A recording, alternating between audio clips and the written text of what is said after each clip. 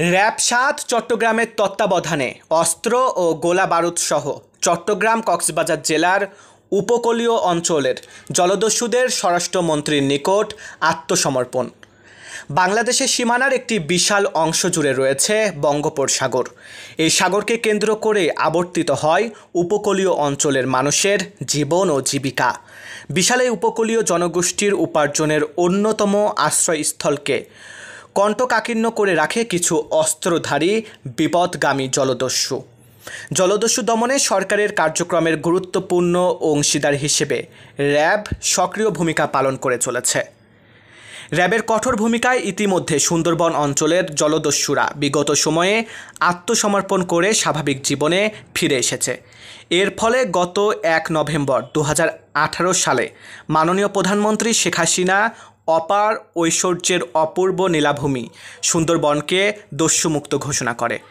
এরই ধারাবাহিকতায় চট্টগ্রাম কক্সবাজার অঞ্চলে র‍্যাবের কঠোর পদক্ষেপের ফলে ২০১৮ এবং ২০২০ সালে র‍্যাব-৭ এর তত্ত্বাবধানে চট্টগ্রাম ও কক্সবাজারের উপকূলীয় অঞ্চল হতে সর্বমোট ৭৭ জন জলদস্যু আত্মসমর্পণ করে। এর ফলে অত্র অঞ্চলের জলভাগে দস্যুতার ঘটনা কমে গেছে। আজকের এই আত্মসমর্পণের মধ্য দিয়ে চট্টগ্রাম কক্সবাজারের উপকূলীয় অঞ্চল জলদস্যুমুক্ত হবার পথে অনেক দূর এগিয়ে যাবে বলে আশা করা যায়। ফলশ্রুতিতে এই অঞ্চলের সাগরকেন্দ্রিক অর্থনৈতিক কার্যক্রম আগামী দিনগুলোতে আরও বেগবান হবে।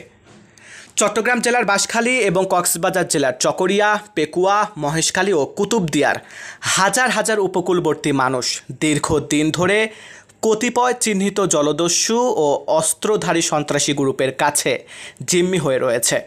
এ সকল মানুষের মধ্যে অনেকে জলদস্যুদের দ্বারা অত্যাচারিত হয়ে দুঃসহ জীবনযাপন করছেন।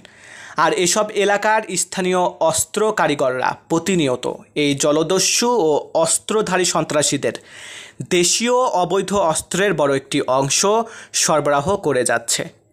চট্টগ্রাম কক্সবাজারের বিস্তীর্ণ উপকূলীয় এলাকায় জলদস্যুদের দমন, দেশীয় অস্ত্র তৈরির কারিগর ও অস্ত্রধারী সন্ত্রাসীদের বিরুদ্ধে র‍্যাব প্রতিনিয়ত অভিযান পরিচালনা করে আসছে। আত্মসমর্পণকারী জলদস্যুরা চট্টগ্রাম এবং কক্সবাজার জেলার বাঁশখালী, চকরিয়া, পেকুয়া, মহেশখালী ও কুতুবদিয়া অঞ্চলের সাম্প্রতিক সময়ের অন্যতম সুসংগঠিত, ভয়ঙ্কর, দুর্ধর্ষ ও সক্রিয় জলদস্যু বাহিনীর নেতা ও সদস্য।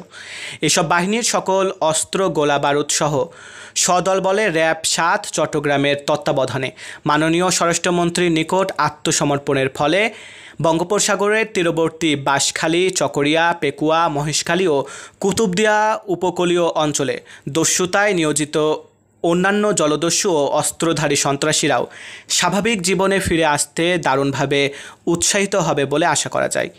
বাঁশখালী, চকরিয়া, পেকুয়া, মহেশখালী ও কুতুবদিয়া সহ বৃহত্তর চট্টগ্রাম অঞ্চলে জলদস্যু অথবা অস্ত্রধারী সন্ত্রাসীদের গ্রেফতার করার লক্ষ্যে র‍্যাব-৭ চট্টগ্রামের অভিযান সামনের দিনগুলোতেও অব্যাহত থাকবে।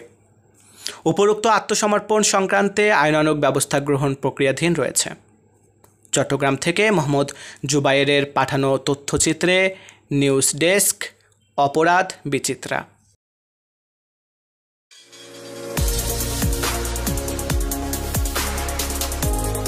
অপরাধ বিচিত্রা, দুর্নীতিমুক্ত বাংলাদেশ গড়ার লক্ষ্যে।